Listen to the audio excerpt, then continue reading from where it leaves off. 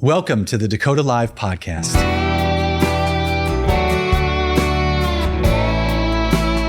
I'm your host, Robert Morier. The goal of this podcast is to help you better know the people behind investment decisions. We introduce you to chief investment officers, manager research professionals, and other industry leaders to help you sell in between the lines and better understand the investment sales ecosystem. If you're not familiar with Dakota and our Dakota Live content, please check out our website at dakota.com. Before we get started, I need to read a brief disclosure. This content is provided for informational purposes and should not be relied upon as recommendations or advice about investing in securities. All investments involve risk and may lose money. Dakota does not guarantee the accuracy of any of the information provided by the speaker who is not affiliated with Dakota. Not a solicitation, testimonial, or an endorsement by Dakota or its affiliates. Nothing herein is intended to indicate approval, support, or recommendation of the investment advisor or its supervised persons by Dakota. Today's episode is brought to you by Dakota Marketplace. Are you tired of constantly jumping between multiple databases and channels to find the right investment opportunities? Introducing Dakota Marketplace, the comprehensive institutional and intermediary database built by fundraisers for fundraisers. With Dakota Marketplace, you'll have access to all channels and asset classes in one place, saving you time and streamlining your fundraising process. Say goodbye to the frustration of searching through multiple databases and say hello to a seamless and efficient fundraising experience. Sign up now and see the difference Dakota Marketplace can make for you. Visit dakotamarketplace.com today. Well, I am thrilled to introduce our audience today to Clare Golla, National Managing Director for Philanthropic Services at Bernstein Private Wealth Management. Clare, welcome to the Dakota Live podcast. Thank you for being here. Thank you so much for having me. I appreciate it. Well, we have a lot of questions to ask you, but before we do, we're going to read your background for the audience. Clare Golla's career journey is a fascinating story of combining a background in social work, nonprofit management, and community development banking with her current role in strategic wealth and philanthropy management with Bernstein Private Wealth Management. As National Managing Director of Philanthropic Services for Bernstein, Clare and her team drive business strategy, thought leadership, and implementation of comprehensive investment and related services for clients across the social sector. Clare joined Bernstein after a successful career in nonprofit management and community development banking. During the global credit crisis in 2009, she was inspired by Bernstein's research and saw an opportunity to create value for organizations and individuals by aligning their financial resources with their missions. She is a passionate advocate for using wealth to drive meaningful change and leads Bernstein's efforts to support philanthropic clients nationwide. Clare graduated from Harvard University with a BA in English and American Literature and Language, and earned an MA in Social Services from the University of Chicago. She is also a certified financial planner. Clare has served on numerous boards and finance committees and currently acts as treasurer for the Albert Pick Jr. Fund. Most importantly, Clare calls Oak Park, Illinois home, where she lives with her family. Clare, again, welcome to the podcast. Thank you for being here. Thank you. It's great to be here. Well, you've described your career path as, and I'll quote it, uncommon. So how did your background in social work and nonprofit management influence your transition to wealth management? How did you end up here? Yeah, people often ask, how did you get here from social work, right? And I mean, the short answer is I always wanted to help people. When I was in college, I really didn't know what I wanted to do afterwards as a career. I did a year of volunteer work, paid on a stipend at a series of shelters, homeless shelters for women. Then after a year of doing that, I had no money and needed to pay my bills. So I went into a sales position at a private sector company and realized I could pay my bills, but I was deriving no value from the job personally whatsoever. And so I ultimately went back into social work and quickly got a master's in social work at the University of Chicago. And one of the things I realized pretty quickly in social services, number one, I was really not a good social worker. I will say I was impatient. I was constantly looking at, why can't the organization do this? Why can't we raise money to do that, right? I was always looking at bigger picture solutions. It ends up, I moved over to a public foundation where we had a number of, on the grant making side, we had a number of grantee organizations. And I saw there that many of these professionals at these organizations were submitting financials that didn't make sense either. And I thought, gosh, there is such an opportunity here to educate, partner with organizations, right? These are people who want to do great things in the community, but why are they getting into this work? It's not to do the accounting or to manage the investments or the finances. So ultimately I moved into community development banking. So it wasn't really a switch from social work to private wealth management and investment management. I had this stint of almost a decade in community development banking, which is really where I think I understood more about the intersect between money and mission. I worked with lots of funders who were frankly putting deposits at our bank as a program-related investment. It's a long story. It kind of counts towards the grant making of a foundation. I was working with lots of organizations that were trying to develop financial resilience. And ultimately, I realized that I was done, global credit crisis. I was done with banking and had an opportunity to move over to another part of financial services and really broaden my scope. And so I moved over to Bernstein from there. When you moved over to Bernstein, did you have to kind of change your perspective on how you thought about wealth management? How steep was that learning curve for you? Yeah, it was an enormously steep learning curve. You mentioned that I'm a certified financial planner. I actually almost immediately started courses to get my CFP certification because I felt like I needed to have that additional credentialing. I can tell you whether or not it ever helped me develop or win any business or, who knows, but it helped me, I think, develop some confidence coming from outside of the wealth management industry.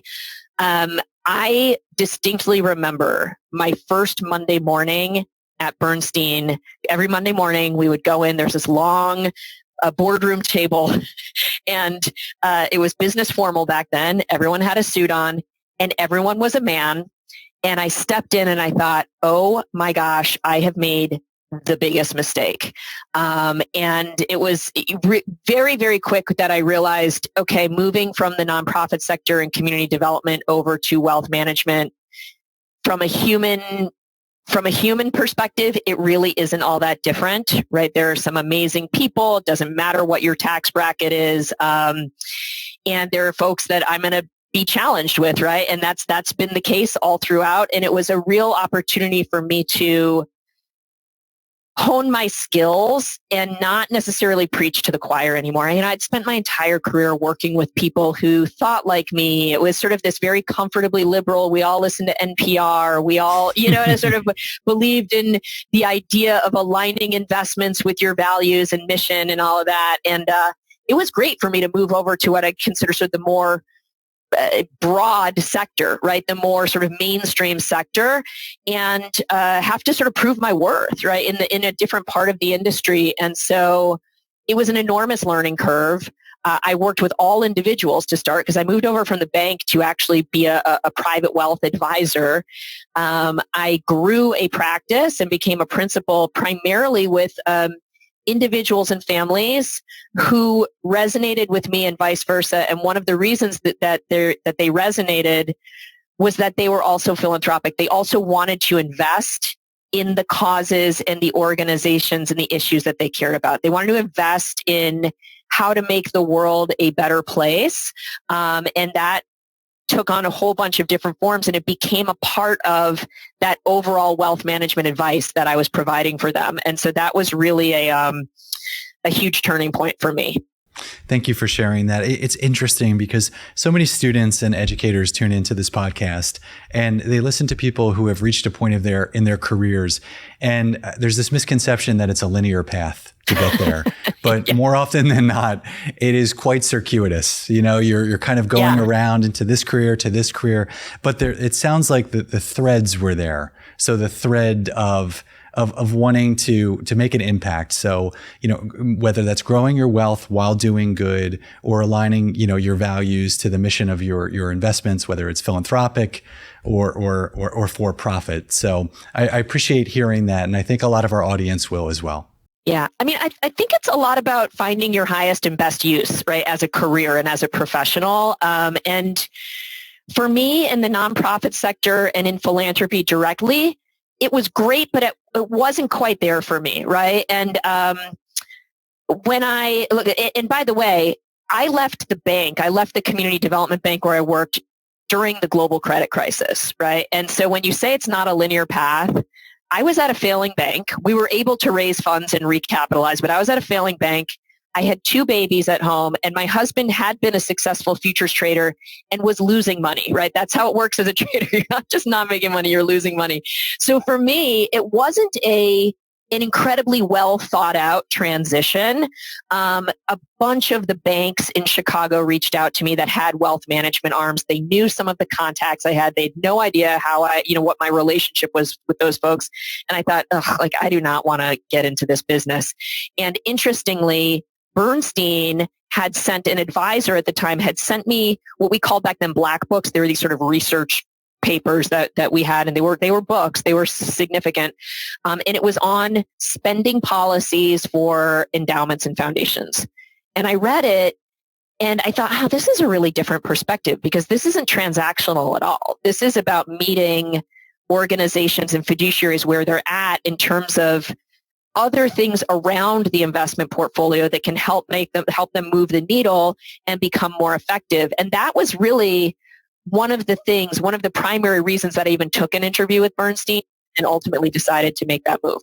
For those listening who aren't as familiar with Bernstein's Private Wealth Management Group and where Philanthropic Services sits within the organization, would you mind giving us a 30,000-foot view of the group and what the team looks like? Yeah, absolutely. So Bernstein is an arm of AB, Alliance Bernstein, a large global investment research and investment management firm. Bernstein Private Wealth, it's a large private wealth firm. We manage assets for individuals and families, high net worth and ultra high net worth. Probably, close to about $200 billion in assets at this point. We have intentionally housed our foundation and institutional business, which is one of the things I oversee for our firm, within the private wealth part of AB, because these are relationships where we are providing overall holistic advice, right? There actually is an institutional team at AB as well. It's a very transactional, type of relationship where they are delivering product to, specifically fill a certain need, what we call a slot, sort of a slot in a portfolio for an institution or an institutional investment consultant where they have a need.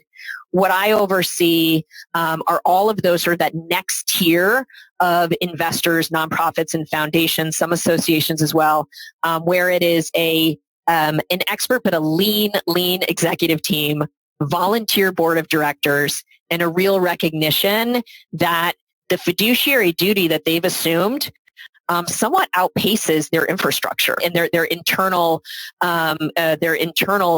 capacity. So we've built a whole suite of services to meet the needs of what I term it sort of the middle market, right, of the nonprofit and philanthropic space. So that's what we do. That's how we fit in terms of the business that I oversee into our private wealth business. So I assume you might get the question every now and again. So are you an outsourced CIO? Yeah, we are an outsourced CIO, absolutely. One of the differences, I think, between ourselves and our model and some of the outsourced CIOs that have come from, say, the institutional investment consulting world, right, per chances, while we can offer funds and products and services that are external to Bernstein, there are certain areas where, as an investment management firm with 60 years of history doing that, there are certain places where we're going to build it ourselves, right? And there are economies of scale. There's a direct relationship between the end user, the client, and the actual asset manager. So, you'll hear some of our competitors and peers using as sort of part of their sales pitch that they are completely independent, right? There's no conflict of interest in that way. And we would argue that, in some cases, it makes a lot of sense to be able to build it from a financial and a transparency perspective for clients. So that's the one difference between us and what most people think of as sort of that outsourced CIO.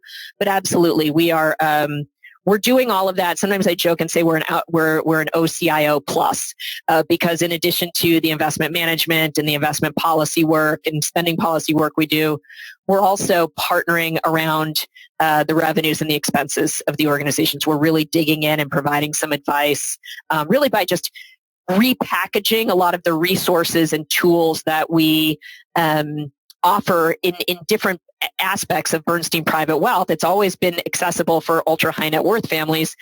We reconstitute it and make it accessible for nonprofit organizations that we work with as well. Interesting. Thank you for sharing all that. I appreciate it. So speaking of those clients, how do you put their wealth into perspective? So how do you find meaning in their financial success? Families that we work with, or the individuals, oftentimes, obviously, people become a client of Bernstein or are already a client in the private wealth realm because they've seen significant financial success.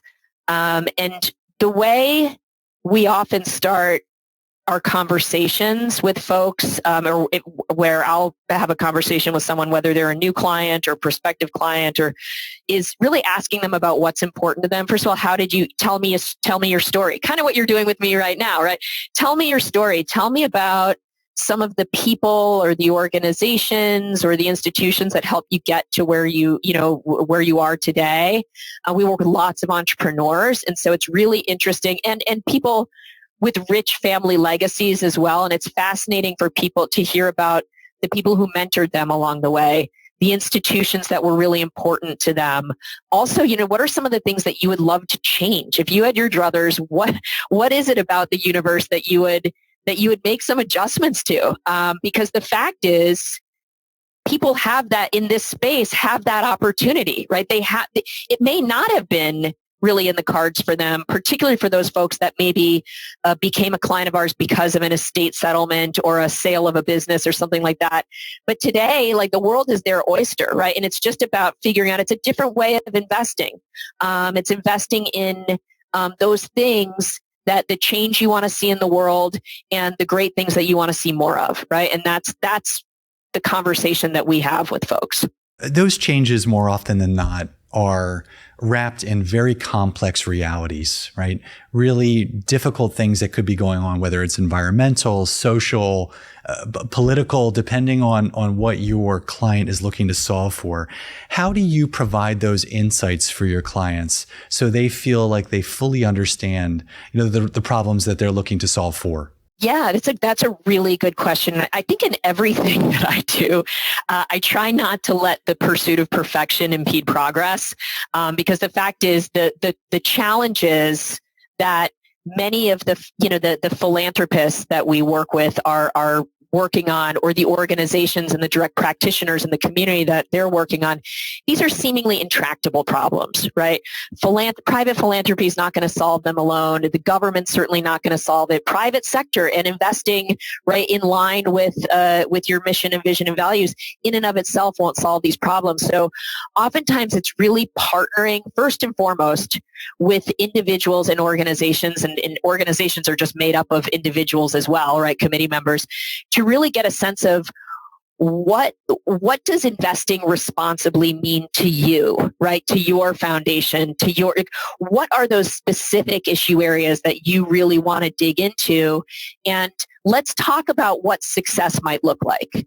And so really building a framework and I would say setting expectations from the beginning is very important. That look, we're not going to in all likelihood solve for these problems in an entirety. One thing we have noted, we work with lots of philanthropists who are, how do I describe it? Well, we actually just wrote a white paper on this called The Meaningful Middle of Philanthropy, right? They are philanthropists who, they're not Bill Gates, they're not Mackenzie Scott, right? They're not the Ford Foundation or the MacArthur Foundation, but it might be a family foundation or a local philanthropist with a sizable donor advised fund, or, people who have significant wealth that is available for philanthropic endeavors or to use to change the world in ways that they would like to see it, above and beyond anything that they, in their wildest dreams might need for their own, sort of their own lifestyle and their children and grandchildren. but it's a very isolating place to be, right? For that space, that middle market in philanthropy. Oftentimes the first question people ask us is, well, what are other foundations like us doing? Right? And so one of the benefits for me in working with hundreds of philanthropists across the country through our advisors is I can sometimes connect people with each other, right? So that they can hear from others about how they're engaging in the community and help them focus their philanthropy in ways where they feel like they're making more of a tangible difference. Because it can be overwhelming. These are huge problems, like I said, right? So while you may not be able to solve for climate change, right? Like in general, you may be able to make a huge difference in your local community by partnering with organizations who are focusing on the ground right there in the parks, in the schools, whatever it might be. So there are ways that we try to work with our clients on making their money more meaningful in that way. I'm hearing the social worker in you come out, especially when you're matchmaking, you're pointing people in the direction in order to get the service that they need. That's right. To find that the help that they're actually looking to employ. So I appreciate you sharing Case all management. that. Yep. Jane Addams, absolutely. Absolutely. Well, can you share an example of a client whose philanthropic journey particularly inspired you? Obviously, you don't have to name any names, but as you said yourself, these are very bespoke solutions for people. Usually they're very personal. They have a lot of meaning. So when you think about a client or two that have meant something to you in terms of what you do day to day, we would welcome the opportunity to hear that. There's so many. It's hard to pick one, but I'm thinking of one because we just did a volunteer on Giving Tuesday, which is the Tuesday after Thanksgiving. Our Chicago office just did a volunteer event at this organization that this client founded. So one of our clients, they had an amazing family business, very successful, and their business created incentive rewards. So basically any kind of tchotchke you can imagine your company's going to brand, put their brand on it, pens, notebooks, anything like that. The company grew, the family successfully sold it. The family became clients of ours quite a few years ago. And one of the things I learned as first I developed a relationship with one generation, and then I met the dad, the initial sort of wealth creator. I learned about how generous they had been first and foremost with their employees. Everyone from folks on the floor in the factory to just everyone, and so often on an anonymous basis.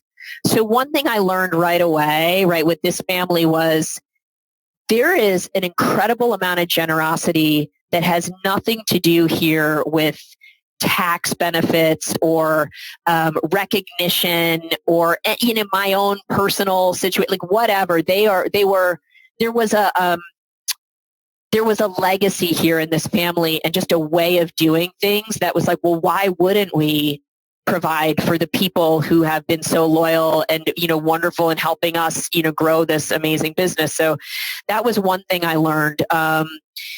Then the client of ours, the next generation in this family, as they sold the business, he actually took his business skills and then they founded an organization based on his skill set and the industry they'd been on, but they sourced, so it was a nonprofit organization, they source all of their product that they can brand, and they have all of the knowledge on how to put your logo on and everything, from other social enterprises.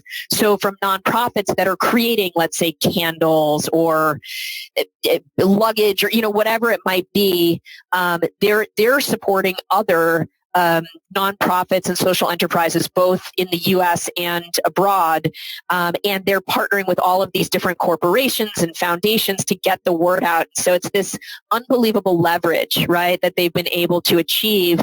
And at the same time, what they're doing at the organization is they're partnering with other nonprofits to provide job training for people who have significant barriers to employment. So it's so multifaceted. It's just incredible. So that's a client where their philanthropy is so deep and broad and complex, and they just do it because that's just how they live, right? It's just ingrained in who they are. With all that said, what role does education play in helping your clients with how they manage their philanthropic dollars, both effectively and wisely? Yes. So their education is enormous with both the philanthropists, so on the private wealth side, and with the organizations, right, that are on the ground kind of growing their raising money to support their mission. So often people become clients of ours, or there's some sort of major event in their life where their ability to give will become significantly larger, right? And so there's so many aspects about education, whether it's from one generation to the next, in terms of educating them around just not just the basics of investing, right, and looking at near term versus long term, and for a foundation, right, there's so much need in the community, but if you spend it all today, where will we be later? And so, thinking through all of those things, I think the first thing that we work on with individuals is and families is, what is it, again, going back to what is that change that you'd like to see in the world? And then we kind of back into the plumbing, right? What are the different vehicles? Let's look at your very complex balance sheet and all the different entities you have, and all, right, the companies and the real estate and the collectibles and everything, and think through, what are the various philanthropic strategies that make the most sense from a financial perspective, from a tax perspective, all of those things, right? In order to, again, always, the message is to figure out how to achieve that, philanthropic goal. So the structures and the strategies are what we use after we've had those initial conversations around your values and what is it that's most important to you, and education, of course, on all of that. Yeah. It sounds like an important component of the day to day. So I ask somewhat selfishly. I'm a professor at Drexel University, and one of the classes that I teach is called Funding for Impact. So we were teaching all these courses on venture capital and, the early stage model of how to, kind of align results with investment. And more often than not, the students in our classroom were asking about, well, how this could potentially be employed in a nonprofit model. I want to start a foundation, or I want to go work at a foundation. So as a result, we launched a course called Funding for Impact, which takes that kind of early stage venture capital model and places it on top of nonprofit. So you're essentially educating both sides, the investor as to how to think about outcomes, based on, their own goals. And then also, of course, the foundation itself and how they can be, managing the organization in a way that attracts more donor dollars. So it's wonderful to hear you say all of that. I greatly appreciate it. And some notes I'm definitely taking for the classroom. Well, look, I think it's a really interesting thing. The nonprofit sector, I've been working in and around the nonprofit sector in philanthropy for now, like almost 30 years, right? And we've seen such an evolution and so much change across the industry in terms of, some folks will call it like quote unquote professionalization, right, of the nonprofit sector. And we've gone through these phases of venture philanthropy where, sort of folks come in and say, these organizations need to operate like a business, right? And I believe firmly that there are some great from that model.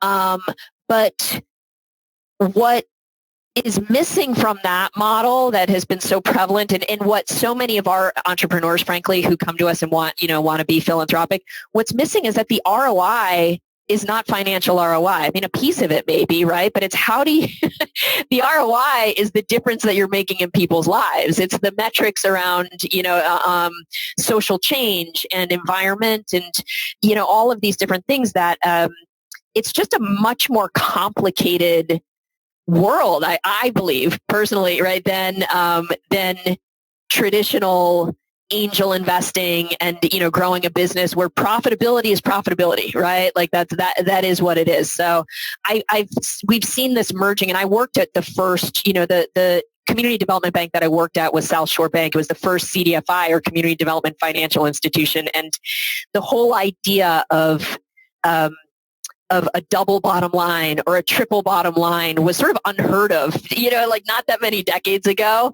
And now we're just seeing so many proliferations of that, and more coming from business schools and, to your point, students who want to create companies that add value in all these different ways. It's very exciting. Sometimes I wonder if we look 50 years in the future, if we will even have, if the sort of philanthropic space and the nonprofit space, what will they look like? I feel like there will be so much more of a merger with just, social enterprise and just good business. I'm optimistic that we will see more and more of that in the future. I agree. And that's exactly what the students are asking for. So if they're asking for it, it's likely it's going to happen. Yeah. So thank you for sharing all of that. So when you think about your own life and your children, how do you incorporate philanthropy into your own family traditions? Yes. So one of the things that I've seen throughout my career is that one thing that doesn't work is when an individual or a couple, they create a foundation, their kids are already grown, and the expectation is that their children will immediately become philanthropic and engage with the foundation, right? And there has been no education, right? And it actually goes back much, much further, right? Some families it works, others it does not. And what I have witnessed is that it's really about learning or teaching by doing. When kids are really, kids are so intuitive. They're so smart. They're listening. They're watching from a very young age. So actually seeing that their parents are going and volunteering and bringing them for age appropriate, things that, to volunteer, whether it's at a soup kitchen or, an animal shelter or something like that. Being on a board of directors, like for me, I remember explaining to my kids when they were little, like, oh, I'm going to this board meeting. What is that? And I would kind of walk through what a nonprofit, at a level that they could potentially understand. So I think that education is so important so early. We've developed, we have a great family engagement team at Bernstein, and there are age-appropriate activities and exercises, right, that people can do with their kids. I mean, the very basic one is those piggy banks, and they have save, spend, and share, right? It's sort of like a peace sign. There are 3 parts. And so as kids are receiving their, money for the holidays or a birthday or whatever, they can really think about how do they want to split those dollars up, right? So there are a lot of different things that you can do. I'm really fortunate. Our kids are both in college now, but they independently decided, one in middle school and the other early on in high school, to do some volunteer work themselves. And so one worked at a local food, a food bank for years, and would go on Saturdays and do that. And the other volunteered at an animal shelter. And she actually she's in Boston, and she volunteers with a local animal shelter there now too. So it's great to see that they've continued to do that. I'm curious, you talk as a parent, it's great advice. I'm curious, what's a lesson you learned from your parents that have influenced what you and how you operate in your career today? Yeah, so many. I was blessed to be raised by 2 people who gave a lot back to the community. We weren't in a financial situation where they would be major philanthropists or anything like that, but they, my dad coached sports teams, right, for my brother and sister and myself, but they both taught, where I grew up, Roman Catholic, they both taught CCD. Right? So sort of Sunday school. They both gave to the community. My dad, had very, very modest upbringing, and he was able to go to BC High, Boston College High School, and then Boston College, and was a lifelong supporter, right, of that institution, believing that really was the institution that helped him become, right, a successful professional and be able to have the means to raise a family without having to worry about financial insecurity and those sorts of things. And so I think we those are the kinds of lessons, right, that I think we saw it again. It's about sort of seeing it and experiencing it.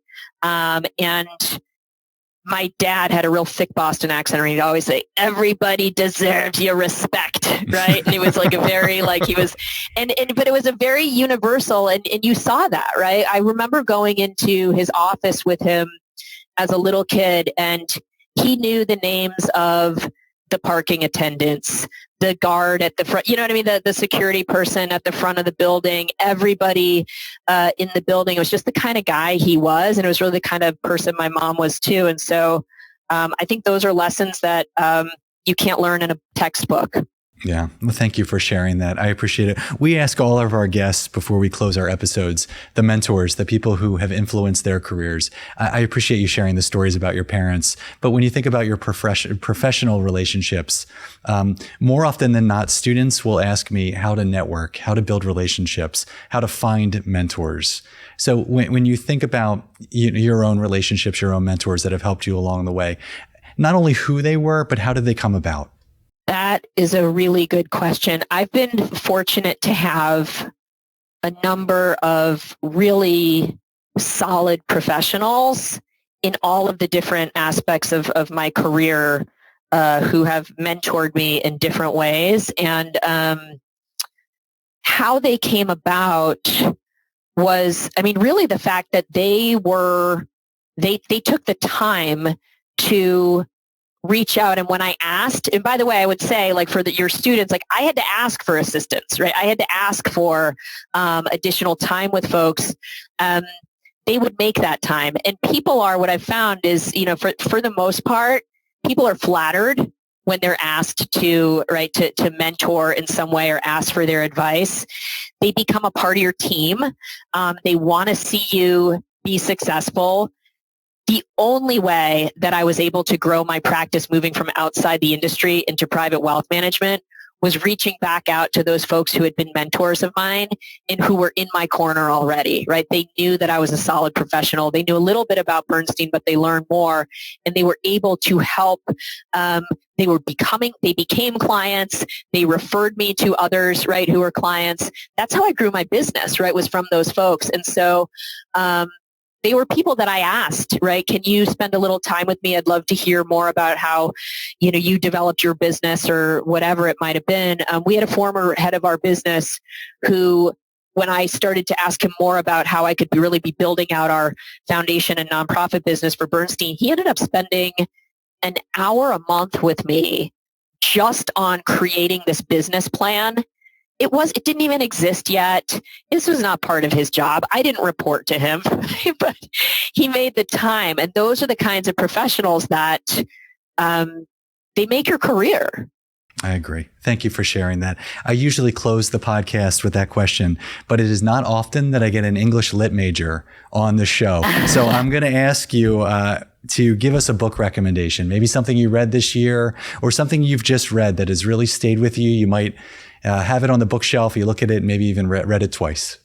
Yeah, I'm an Audible person. I do a lot of, books on, Audible because I'm doing all of these other things at the same time.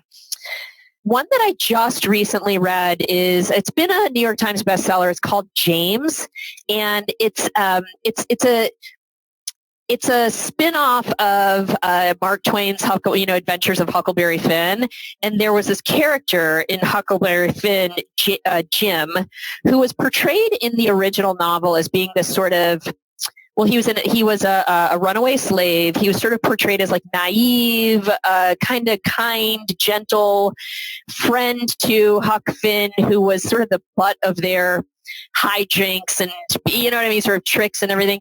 And this novel took it and said, well, what if the story were from Jim's perspective? And it is so amusing and so thought-provoking because it goes into what had been a very, sort of a tangential character maybe in the novel. It really goes deeply into, well, what could this guy have really been thinking? And it's a completely different story, and it's very, very interesting. And it's, I think it's a short one. It's well worth the read. Thank you for the recommendation. We appreciate it. Clare, thank you for taking time to be here today. Congratulations on all your success. We wish you nothing but future success as you move forward in your role and with all of the work that you're doing with your clients. Thank you for being here. Thanks for having me. I appreciate it. If you want to learn more about Clare and Bernstein Private Wealth Management, please visit their website at www.bernstein.com. You can find this episode and past episodes on Spotify, Apple, or your favorite podcast platform. We are also available on YouTube if you prefer to watch while you listen. If you'd like to catch up on past episodes, check out our website at dakota.com. Finally, if you like what you're seeing and hearing, please be sure to like, follow, share these episodes. We welcome your feedback as well. Clare, thank you for joining us, and to our audience, thank you for investing your time with Dakota. Don't say goodbye.